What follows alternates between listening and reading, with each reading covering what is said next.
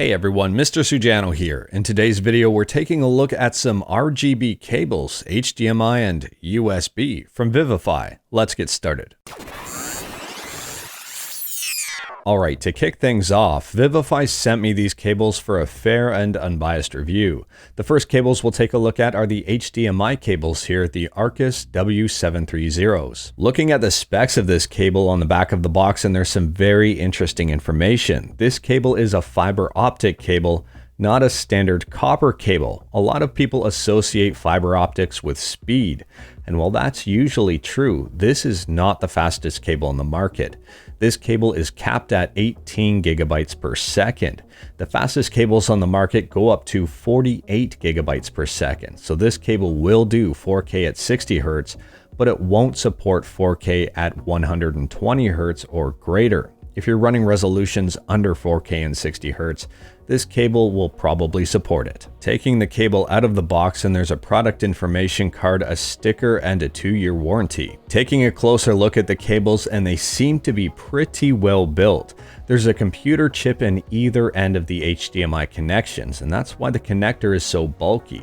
There's an LED strip on one side of the cable, but not on the other. The cable is a total of 9 feet long, and you might have noticed a USB connector on one side of the cable.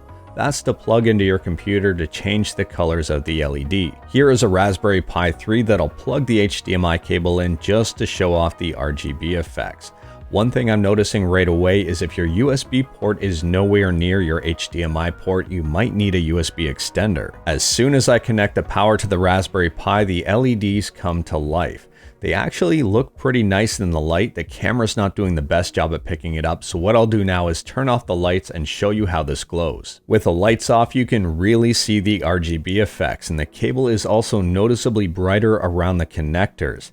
I'm guessing that's where the light shines for the rest of the cable. You can also see the color changing effects start at the ends of the cable and work their way around the rest of it. If you want to have full control over the LEDs, you can download the Razer Chroma application absolutely free. This cable is compatible with it. Now moving over to the USB-C cable, this cable has a red LED in it. It's called the ACESO W10. Looking at the back of the box here, it supports speeds up to 10 gigabytes per second. Inside of the box is the USB-C cable as well as a 2-year warranty card. The connectors on the cable are USB-C to USB Type-A. And just like the HDMI cable, the LEDs are only on one side of the cable. The other side is black. As soon as I plug this into the power source, the red color shoots up the cable. The camera really isn't doing this cable justice, so I'll shut off the light so you can see the color a little bit better.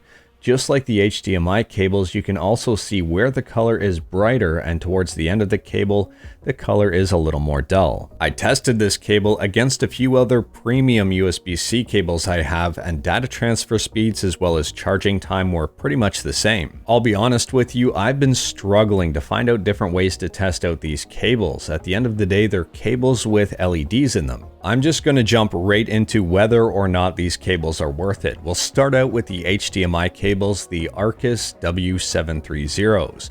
These cables are coming in at a whopping $99.99 for a 9-foot cables. That's not very cheap. These cables don't feel cheap, and that's a good thing. They feel very well built, and they feel a lot better built than a lot of HDMI cables I have laying around. But they're not perfect. So there are a few complaints I have. First and foremost, they can only be plugged in one way.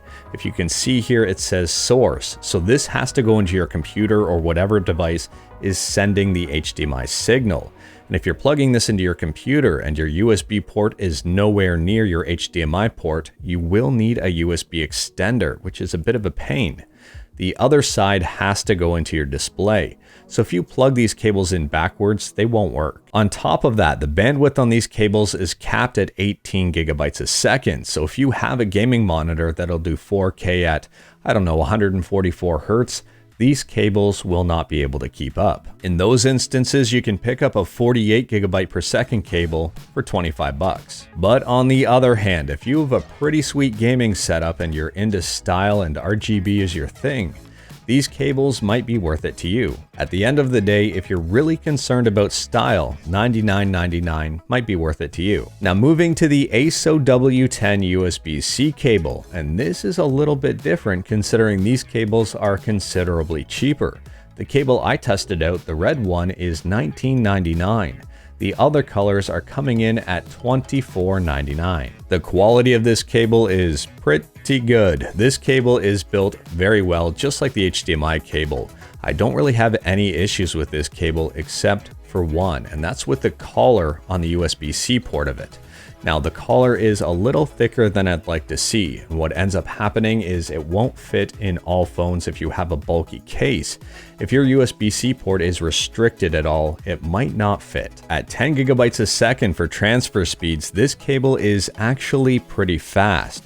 There are comparable cables out there for a little bit cheaper, but at the same time, they don't have built-in LEDs. There are cables out there with a little bit slower transfer speeds. Instead of 10 gigabytes a second, you can get ones for 5 gigabytes a second at a little bit of a cheaper price, or you can get ones up to 480 megabytes per second for considerably cheaper. At the end of the day, this cable is built well, it performs well, and it looks pretty cool. Realistically, you're paying about a $5 to $10 premium for the LED effects against a comparable cable. And to me, that's not that bad to stomach. Now, provided your phone case doesn't interfere with the thickness of this collar, this is a pretty cool cable. For 20 bucks, I think it might be worth it. But anyways, that is all I've got for today. Let me know your thoughts on the VIVIFY HDMI cable and the USB-C cables in the comments below. For me, the HDMI cable is a little situational, but the USB-C cable gets a big thumbs up. If you like this video, leave a like. If you didn't like this video, leave a like. Hit that subscribe button, check out my other videos. Thank you everyone, take care.